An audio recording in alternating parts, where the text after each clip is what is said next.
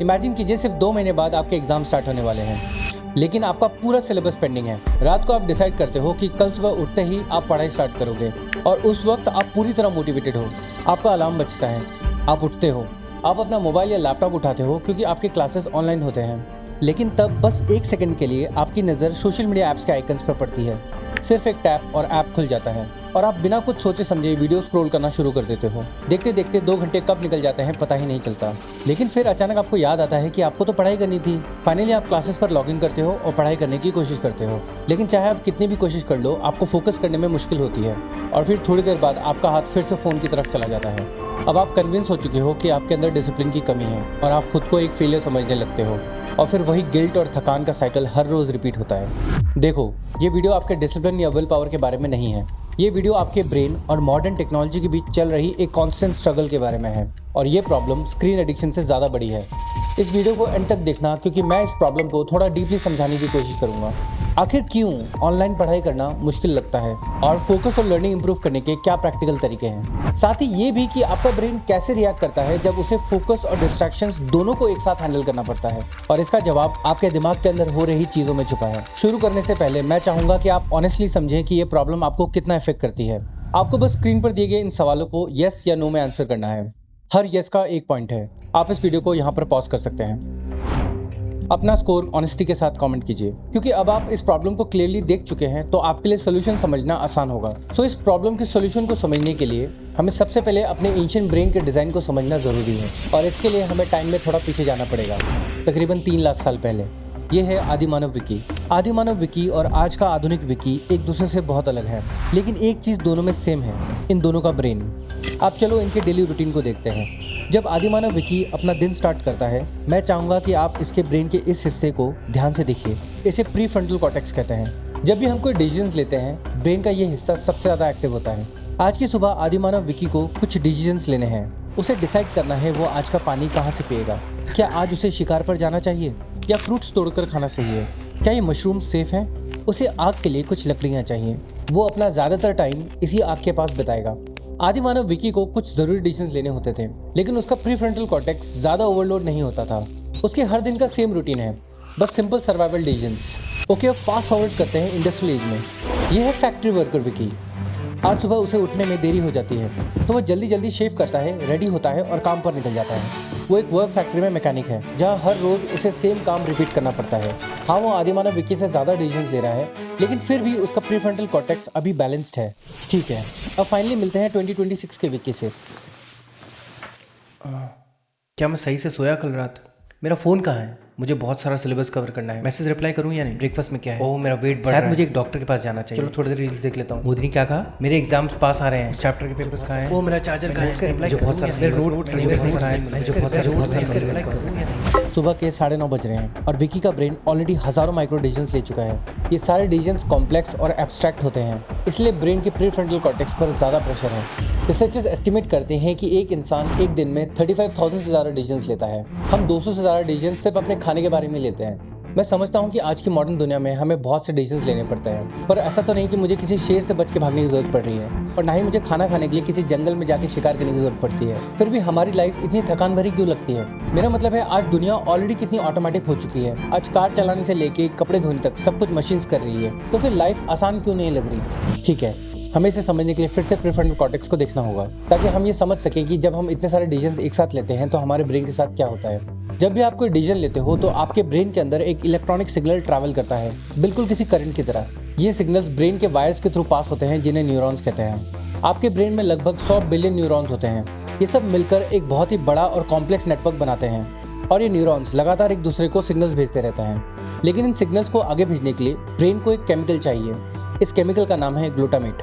Glutamate एक neurotransmitter है जो ब्रेन के अलग अलग पार्ट्स को आपस में बात करने में मदद करता है और यहीं से प्रॉब्लम शुरू होती है। नई रिसर्च दिखाती है कि हाई लेवल थिंकिंग और डिसीजंस के बाद प्रीफ्रंटल कॉर्टेक्स में ग्लूटामेट का लेवल बढ़ जाता है, जिसकी वजह से ब्रेन स्लो और थका हुआ फील करता है और नए डिसीजंस बनाना मुश्किल हो जाता है।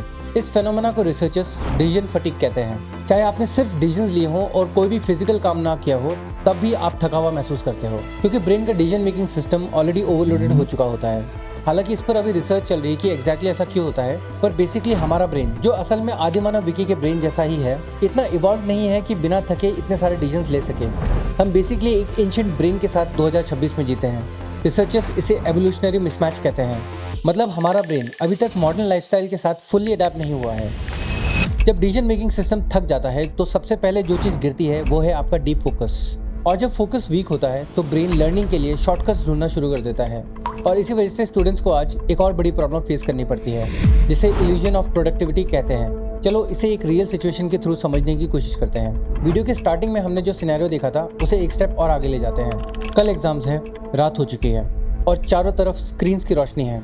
लैपटॉप पर रिकॉर्डेड लेक्चर चल रहे हैं, टैबलेट पर नोट्स ओपन है और फ़ोन गूगल करने के लिए साइड में पड़ा है। आप हाईलाइट कर रहे हो, टाइप कर रहे हो, क्लिक कर रहे हो, हर सेकंड बिजी लग रहा है और आप खुश हो क्योंकि आपको लग रहा है कि आपका सिलेबस कवर हो रहा है। आपने अपना सिलेबस पूरा देख लिया है। फिर आप एग्जाम हॉल में बैठते हो, आप क्वेश्चन पेपर खोलते हो और उसे देखते ही आप ब्लैंक हो जाते हो। आपको ये तक याद नहीं कि आपने 3 घंटे पहले क्या पढ़ा था। दिमाग बिल्कुल खाली। आपको ये ज़रूर याद है कि लेक्चर में प्रोफेसर ने कौन से कलर का शर्ट पहना था या नोट्स का लेआउट कैसा दिखता था, लेकिन एक्चुअल कॉन्सेप्ट गायब। कमेंट कीजिए कि क्या कभी आपके साथ ऐसा हुआ है। ज़्यादातर स्टूडेंट्स एक्टिविटी को अचीवमेंट समझ लेते हैं। उन्हें ये लगता है कि वो जितनी ज़्यादा देर तक लेक्चर्स की वीडियोस देख रहे हैं उनकी लर्निंग उतनी ज़्यादा हो रही है, लेकिन ये बस प्रोडक्टिविटी का एक इल्यूजन है और कुछ नहीं। आज के मॉडर्न टूल्स लर्निंग को ईजी बनाने का प्रॉमिस करते हैं, पर काफ़ी केसेस में ये ब्रेन के लर्निंग सिस्टम को और ज़्यादा वीक कर देता है। असली प्रॉब्लम है पैसिव कंजम्पशन और एक्टिव लर्निंग का डिफरेंस। ज़्यादातर लोग पैसिव मोड में ही फंसे रह जाते हैं। लेक्चर देख लिया पर खुद से प्रॉपर नोट्स नहीं बनाए, पीडीएफ स्क्रॉल की, पैराग्राफ्स हाईलाइट कर लिया, पर ये नहीं सोचा कि इसका एक्चुअली मतलब क्या है। ये सब करना इजी होता है और लगता है जैसे सिलेबस कवर हो रहा है, पर ये बिल्कुल उस घड़े की तरह है जिसमें छेद है। इन्फॉर्मेशन अंदर तो आती है पर तुरंत ही बाहर निकल जाती है। आप कॉन्सेप्ट को पहचान तो पाते हो पर उसे समझ नहीं पाते, और आज के स्टूडेंट्स के लिए ये बहुत बड़ा पेन पॉइंट है। आपको बार बार बोला जाता है कि टेक्नोलॉजी ही सोल्यूशन है, पर फिर भी ज़्यादा पढ़ने के बावजूद आप कम याद रख पाते हो।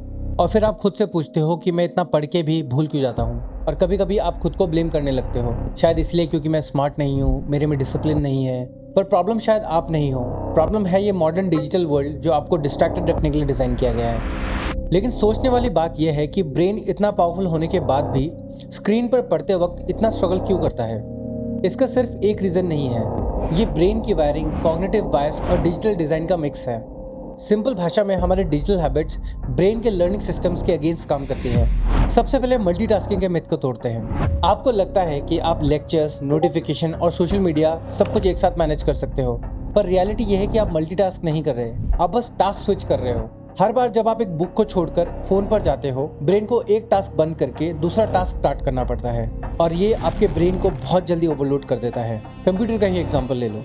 अगर आप एक साथ बहुत सारे हैवी प्रोग्राम्स चला दो तो सिस्टम स्लो हो जाता है और कभी कभी क्रैश होने लगता है। ब्रेन के साथ भी वही होता है। रिसर्च क्लियरली दिखाती है जो स्टूडेंट्स मल्टीटास्क करते हैं उनके मेमोरी स्कोर्स कम होते हैं। एक स्टडी में देखा गया कि क्लास में लैपटॉप पर डिस्ट्रैक्टेड स्टूडेंट्स अपने दूसरे क्लासमेट से 17% कम ग्रेड स्कोर करते हैं। रीजन सिंपल है, टास्क स्विच करने में जो एनर्जी वेस्ट होती है उसकी वजह से मेमोरी सही से बिल्ड नहीं हो पाती। और फिर आता है नोटिफिकेशंस का ट्रैप। एक छोटा सा पिंग या रेड डॉट देखने में हार्मलेस लगता है, पर ब्रेन के लिए ये एक अलार्म जैसा है। नोटिफिकेशंस हमारे सर्वाइवल इंस्टिंक्ट को हाईजैक करता है, बिल्कुल वैसे ही जैसे आदि मानव को झाड़ियों से आ रही आवाज को सुनकर लगता था एक खतरे का सिग्नल। नोटिफिकेशंस भी हमारे ब्रेन में वैसा ही सिग्नल ट्रिगर करती है। और इंटरेस्टिंग बात यह है, आप चाहे फोन उठाओ या नहीं, आपका फोकस ऑलरेडी टूट चुका होता है। रिसर्च ये भी दिखाती है कि फोन का आपके सिर्फ टेबल पर होना भी ब्रेन पावर को कम करता है, और जब फोकस टूट जाता है तो ब्रेन को दोबारा डीप फोकस में आने में 20 से 25 मिनट का टाइम लग सकता है।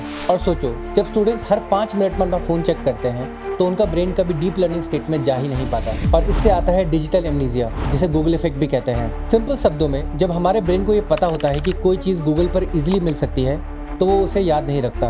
आप ये कह सकते हो कि आपका ब्रेन स्मार्ट है पर थोड़ा लेजी भी। इसका एक रियल लाइफ एग्जांपल देखो। सोच के कमेंट करो कि आपको कितने फ़ोन नंबर्स याद हैं। हम में से ज़्यादातर लोगों को ज़्यादा से ज़्यादा 1 या 2 फ़ोन नंबर्स याद होंगे। ऐसा इसीलिए क्योंकि अब सारे नंबर्स फ़ोन में इजीली सेव रहते हैं और उन्हें याद रखने की ज़रूरत नहीं पड़ती। एक सर्वे के हिसाब से 91% लोगों ने यह माना कि इंटरनेट को वो एक एक्सटर्नल मेमोरी की तरह ट्रीट करते हैं। देखो, मेमोरी भी किसी मसल की तरह होती है जो यूज़ ना होने पर वीक हो सकती है। और लास्ट में आता है एग्जॉशन। घंटों स्क्रीन के सामने बैठना आंखों और गले पर प्रेशर डालता है। ब्लू लाइट आपके स्लीप साइकिल को डिस्टर्ब करता है और जब नींद खराब होती है तो ब्रेन मेमोरीज को प्रॉपर तरह से फॉर्म नहीं कर पाता। साथ ही दुनिया से कॉन्स्टेंटली अपडेटेड और कनेक्टेड रहने का प्रेशर एंजाइटी और स्ट्रेस को बढ़ाता है और ब्रेन हमेशा अलर्ट मोड में रहता है, जो उसे हमेशा थका हुआ रखता है। और एक थका हुआ ब्रेन लर्निंग ब्रेन नहीं होता, वो सिर्फ सर्वाइव कर रहा होता है। अब तक आप कोर प्रॉब्लम को समझ चुके होंगे, लेकिन मैं ये भी मानता हूँ कि आप इन डिवाइसेस को यूज करना बंद नहीं कर सकते। और ऑनेस्टली ये बात 100% सही है। हम में से ज्यादातर लोगों का जॉब और एजुकेशन इन स्क्रीन्स पर डिपेंड करता है। पर प्रॉब्लम ये डिवाइस नहीं, प्रॉब्लम है एक ही डिवाइस के मल्टीपल रूल्स।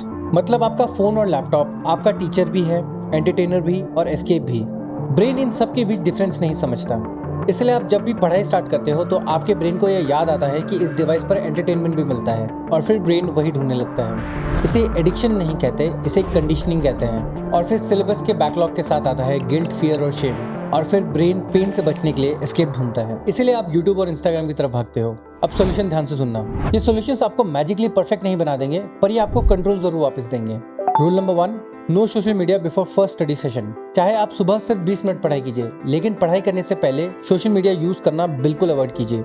अगर आपने सुबह की शुरुआत ही सोशल मीडिया यूज करके की तो पूरा दिन फोकस बिगड़ने के चांसेस ज्यादा बढ़ जाते हैं। Rule number 2, active learning. ये एक गोल्डन रूल है। आपको पैसिव कंज्यूमर की जगह एक एक्टिव लर्नर बनना है। लेक्चर देखने या चैप्टर पढ़ने के बाद अपने डिवाइस को बंद कीजिए और एक पॉज लीजिए। अब जो पढ़ा है उसे लाउडली बोलकर या लिखकर खुद को समझाने की कोशिश कीजिए। और जहां आप अटक गए वही आपका वीक एरिया है। ये मेथड ब्रेन को इन्फॉर्मेशन रिट्रीव करने और प्रोसेस करने पर मजबूर करता है। इसे फेमन टेक्निक कहते हैं, एक हैबिट जो आपकी पढ़ाई बदल देगी। Rule number 3, time blocking. मैं आपको इंस्टाग्राम और यूट्यूब छोड़ने को नहीं कह रहा हूँ, पर उनके लिए फिक्स टाइम डिसाइड करना जरूरी है। एग्जाम्पल, शाम को 7 से 7:30 बजे सोशल मीडिया अलाउ करना। इससे ब्रेन को पता होता है कि उसे डोपामिन मिलेगा, पर अभी नहीं, और क्रेविंग्स कंट्रोल में रहती है। Rule number 4, your environment. सिर्फ विल पावर से कुछ नहीं होता। अगर आपके आसपास डिस्ट्रैक्शंस हैं तो चांसेस ज्यादा है कि आप उसे यूज करेंगे। जितना हो सके अपने स्टडी या वर्क टेबल से डिस्ट्रैक्शंस को दूर रखें। फ्रिक्शन क्रिएट करना काफी पावरफुल होता है। Removing unwanted triggers. सिर्फ फोन को डू नॉट डिस्टर्ब पर रखना काफी नहीं है। हर अनवांटेड ऐप की नोटिफिकेशन को बंद कीजिए। ब्राउजर के लिए 1 टैब रूल सेट कीजिए। वेबसाइट ब्लॉकर्स यूज कीजिए। ये एक स्मार्ट स्ट्रैटेजी है अपने अटेंशन को प्रोटेक्ट करने के लिए। Rule number 6, set realistic goals. आपका पहला गोल 10 से 12 घंटा पढ़ना नहीं होना चाहिए, बल्कि आपका गोल सिर्फ ये होना चाहिए कि बिना यूट्यूब या इंस्टाग्राम के सुबह पढ़ाई स्टार्ट करना। बस स्टार्ट। कंसिस्टेंसी धीरे धीरे बिल्ड होती है। Rule number 7, take frequent breaks. बीच बीच में ब्रेक्स लीजिए, खड़े होइए, स्ट्रेच कीजिए और अगर पॉसिबल हो तो पावर नैप्स लीजिए। स्टडीज ये दिखाती है कि पढ़ाई के सेशंस के बीच पावर नैप्स लेना लर्निंग को बूस्ट करता है, मेमोरी इंप्रूव होती है और ब्रेन इंफॉर्मेशन को बेटर स्टोर कर पाता है। सिंपल वर्ड्स में ये ब्रेन के लिए एक रीसेट बटन जैसा है। यह हैबिट सिर्फ पढ़ाई को इंप्रूव नहीं करती, ये ब्रेन को भी रिवायर करती है। एक बार क्विकली रिकैप करते हैं। सबसे पहले, दिन के पहले स्टडी सेशन से पहले सोशल मीडिया बिल्कुल अवॉइड कीजिए। दूसरा, एक्टिव लर्निंग प्रैक्टिस कीजिए। थर्ड, सोशल मीडिया के लिए टाइम ब्लॉक कीजिए। फोर्थ, अपने स्टडी या वर्क टेबल से डिस्ट्रैक्शंस को दूर रखिए। सिर्फ विल पावर से कुछ नहीं होता। उसके बाद अनवांटेड ट्रिगर्स को रिमूव कीजिए, रियलिस्टिक गोल सेट कीजिए और फाइनली अपने पढ़ाई के बीच में शॉर्ट ब्रेक्स लीजिए।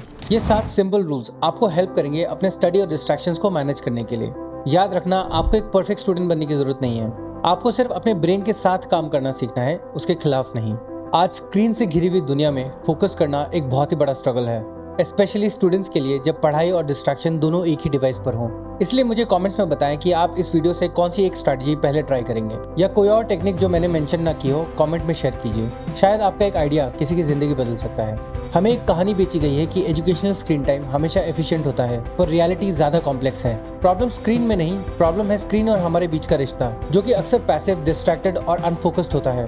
ज्यादा घंटे स्क्रीन के सामने बैठना ऑटोमेटिकली ज्यादा लर्निंग नहीं होती। ये सिर्फ एक इल्यूजन है जो फ्रस्ट्रेशन देता है। गोल टेक्नोलॉजी को विलन बनाना नहीं, उसे मास्टर करना है। जब आप पैसिव कंज्यूमर से एक्टिव लर्नर बनते हो, आप अपना फोकस, कॉन्फिडेंस और कंट्रोल वापस लेते हो। और लास्ट में उन सब लोगों को थैंक यू जिन लोगों ने कमेंट्स में अपनी प्रॉब्लम शेयर की और मुझे इस टॉपिक पर वीडियो बनाने का आइडिया दिया। अगर आपके मन में भी कोई सजेशन या टॉपिक हो तो प्लीज़ नीचे कमेंट कीजिए। और अगर आपको ऐसे वीडियोस देखने हैं जो आपको मोटिवेशन नहीं, क्लैरिटी देते हैं, तो चैनल को सब्सक्राइब कीजिए। जल्दी मिलते हैं अगले वीडियो में।